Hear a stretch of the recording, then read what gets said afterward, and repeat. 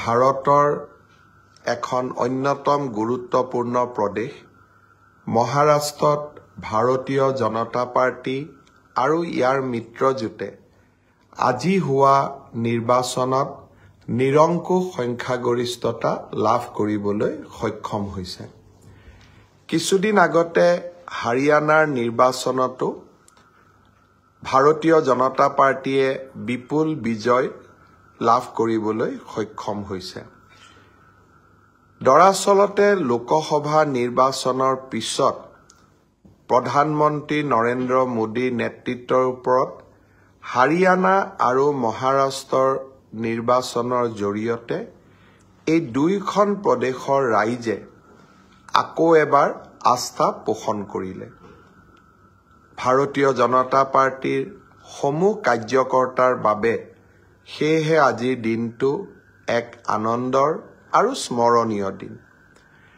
ইয়াৰ লগতে দেশৰ বিভিন্ন প্ৰদেশত অনুষ্ঠিত বিশেষকৈ উত্তৰ প্ৰদেশ, উত্তৰাখণ্ড, ছত্তীশগড় আৰু আন বিভিন্ন ৰাজ্যত অনুষ্ঠিত হোৱা উপনিৰ্বাচনসমূহতো ভাৰতীয় জনতা পাৰ্টিয়ে সুন্দৰ ফলাফল দেখুৱাবলৈ সক্ষম হৈছে। অৱশ্যে এই আনন্দৰ খবৰবিলাকৰ মাজতে ঝাৰখণ্ডৰ নিৰ্বাচনত আমাৰ দলৰ পৰাজয়ে স্বাভাৱিকভাৱে আমাক সকলোকে ব্যথিত কৰিছে। ঝাৰখণ্ডৰ বিষয়ে মই আৰু অলপ কথা ব্ৰডকাষ্টৰ শেষৰ ফালে ক'বলৈ যত্ন কৰিম। আজিৰ দিনটোত অসমবাসী ৰাইজক মই বিশেষভাৱে কৃতজ্ঞতা জনাম।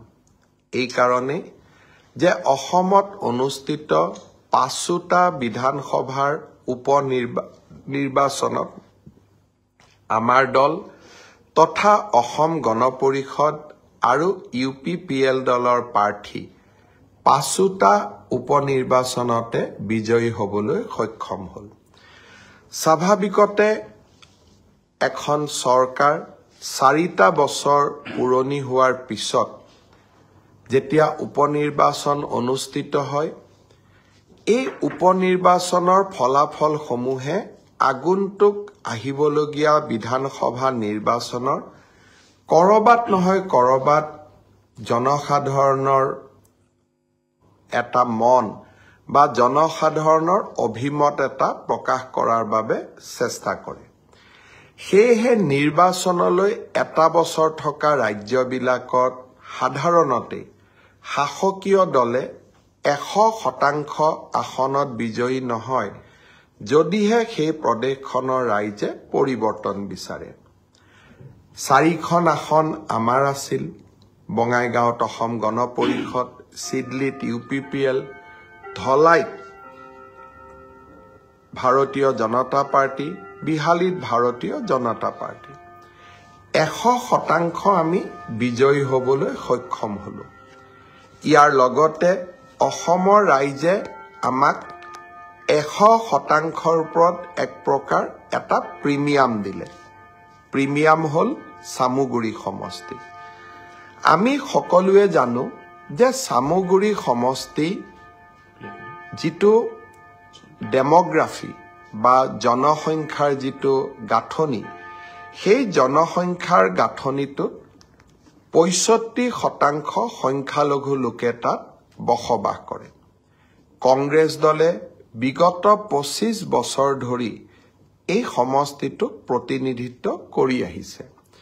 যোৱা লোকসভাৰ নিৰ্বাচনতো এই সমষ্টিটোৰ পৰা লোকসভাৰ সাংসদ হিচাপে প্ৰদ্যুৎ বৰদলৈ ডাঙৰীয়াই যথেষ্ট সংখ্যক ভোটত লিড ল'বলৈ সক্ষম হৈছিল। সেয়েহে নিৰ্বাচনৰ প্ৰাৰম্ভণিতে মোক কোনোবা সাংবাদিকে সুধিলে যে উপনিৰ্বাচনত আপোনালোকে কেইটা চিটত জিকিব, মই 4টা চিটত জিকিম বুলি উল্লেখ কৰিছিলোঁ। কাৰণ চামুগুৰি সমষ্টি আমি জিকা সহজসাধ্য নাছিলে। মই গৌৰৱ অনুভৱ কৰোঁ যে ভাৰতীয় জনতা পাৰ্টিৰ কাৰ্যকৰ্তাসকলে অক্লান্ত প্ৰচেষ্টাৰে চামুগুৰি সমষ্টিত আমাৰ দলৰ প্ৰাৰ্থী ডিপ্লু ৰঞ্জন শৰ্মাক বিপুল ভোটত বিজয়ী কৰে সামগুৰিৰ বিজয়ে অসমৰ ৰাজনীতিলৈ এটা বহু ডাঙৰ পৰিৱৰ্তন কঢ়িয়াই আনিব। কংগ্ৰেছ দলৰ ৰাজনীতি আছিলে এপিজমেণ্ট, অৰ্থাৎ কোনোবা এটা জনগোষ্ঠীৰ প্ৰতি বিশেষ মৰম আৰু তাৰ ফলত সংখ্যাগৰিষ্ঠ জনসাধাৰণক অৱমাননা। ভাৰতীয় জনতা পাৰ্টিৰ নীতি হ'ল এপিজমেণ্ট টু নান, জাষ্টিস টু অল, অৰ্থাৎ আমি সকলোকে ন্যায় প্ৰদান কৰিম, কিন্তু কাকোৱেই আমি ভোট বেংকৰ দৰে ব্যৱহাৰ নকৰোঁ।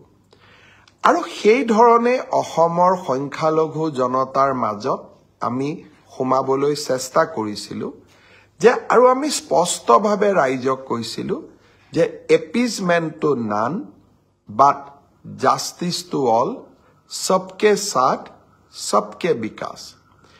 আজি সামগুৰি সমষ্টিৰ সংখ্যালঘু জনসাধাৰণেও অভূতপূৰ্বভাৱে আমাক ভোটদান কৰিলে আৰু পৰম্পৰাগতভাৱে ভাৰতীয় জনতা পাৰ্টিক ভোট দি অহাসকলে আমাক পুনৰ এবাৰ আস্থা পোষণ কৰিলে।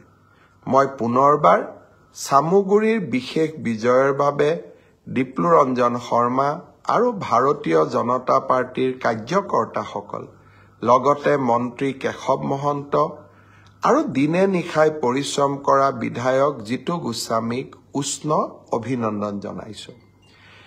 বিহালীৰ নিৰ্বাচন এটা সাধাৰণ নিৰ্বাচন আছিল, অৰ্থাৎ বিজেপি দলৰ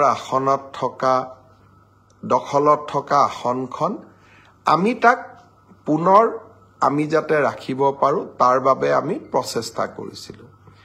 কিন্তু বিহালীৰ নিৰ্বাচনে তেতিয়া জনসাধাৰণৰ মাজত উৎকণ্ঠা বৃদ্ধি কৰিছিল যেতিয়া যোৰহাটৰ সাংসদজনে বিহালীত 2 মাহ ধৰি এক প্ৰকাৰ শিবিৰ পাতি নিৰ্বাচনত জঁপিয়াই পৰিছিল। কংগ্ৰেছ দলৰ যিকোনো নেতাই কোনোবা সমষ্টিৰ প্ৰতি বিশেষ দৃষ্টি দিয়াটো আপাততঃ দৃষ্টিত মই ভুল বুলি নাভাবোঁ। কিন্তু এটা কথা মই বাৰে বাৰে মোৰ মনত আহিছিলে আৰু সেই কথাটো মই নিৰ্বাচনী সভাসমূহতো এক প্ৰকাৰ কৈছিলোঁ যে 5টা সমষ্টিৰ ভিতৰতে বিহালীয়েই কিয়? আন কোনোবা এটা সমষ্টিটো তেওঁ 3 মাহ বাহৰ পাতিব পাৰিলেহেঁতেন। মই যিমান দূৰ অৱগত, কংগ্ৰেছ দলে প্ৰথমতে তেওঁক চিডলি সমষ্টিৰ দায়িত্ব দিছিল। তেওঁ নিজে আবেদন কৰি চিডলি সমষ্টিৰ পৰা বিহালী সমষ্টিত তেওঁ নিজৰ দায়িত্বভাৰ লৈছিলে। মই বাৰে বাৰে এটাই কথা মোৰ মনলৈ আহে, বিহালীত আমাৰ দলৰ প্ৰাৰ্থী আছিলে দিগন্ত ঘাটোৱাৰ, চাহ বাগিচাৰ এজন শ্ৰমিকৰ সন্তান আৰু দিগন্ত ঘাটোৱাৰৰ দেউতাক চাহ বাগিচাৰ এজন চকীদাৰ আছিল। চাহ বাগিচাৰ সম্প্ৰদায়ৰ চকীদাৰৰ ল'ৰা এজনক হৰুৱাবৰ কাৰণে এজন যদি ৰাজ সন্তানে 3 মাহ ধৰি কেম্প কৰে, 2 মাহ ধৰি কেম্প কৰে, কৰবাত নহয় কৰবাত মই তাত সামন্তবাদৰ গুণ পাওঁ, কৰবাত নহয় কৰবাত মই এনে প্ৰচেষ্টাৰ মাজেৰে চাহ বাগিচাৰ সমাজখনৰ প্ৰতি থকা তেওঁলোকৰ যি এক প্ৰকাৰ ক'ব গ'লে স্থায়ী যি ঘৃণা শব্দটো সংসদীয় নহ'ব, এটা স্থায়ী অৱহেলা, যি বহু দিনৰ পৰা অৱহেলাৰ মানসিকতা আছিল, তাক আকৌ এবাৰ প্ৰতিফলিত কৰে। আমি সকলোৱে জানো কংগ্ৰেছৰ দিনত চাহ বাগিচাসমূহত হাইস্কুল এখন প্ৰতিষ্ঠা কৰা হোৱা নাছিল। চাহ বাগিচাৰ শ্ৰমিকসকলক সদায় প্ৰাপ্যৰ পৰা বঞ্চিত কৰি ৰখা হৈছিল। আমি ৰাতিৰ ভিতৰতে সমস্যাৰ সমাধান কৰিব নোৱাৰোঁ, কিন্তু যোৱা ভাৰতীয় জনতা পাৰ্টিৰ চৰকাৰৰ কাৰ্যকালৰ সময়ত আমি আন্তৰিকতাৰে চাহ বাগিচাৰ শ্ৰমিকসকলৰ সমস্যাসমূহ সমাধানৰ বাবে প্ৰচেষ্টা কৰিছোঁ আৰু কৰবাত নহয় কৰবাত বাগিচাৰ ৰাইজে আমাক আদৰণিও জনাইছে।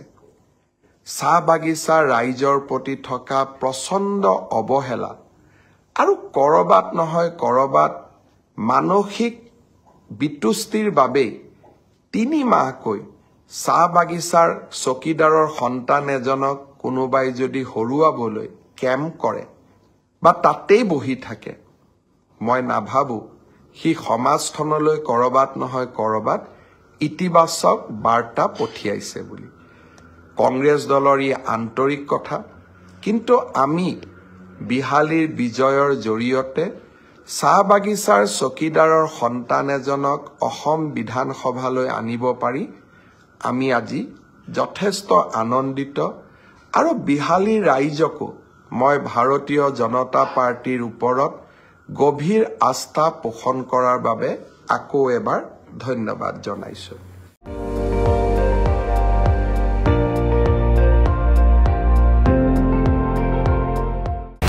আপুনি চাই আছে ND24, সৰ্বশ্ৰেষ্ঠ নহয় সৰ্বোত্তমৰ দৌৰ।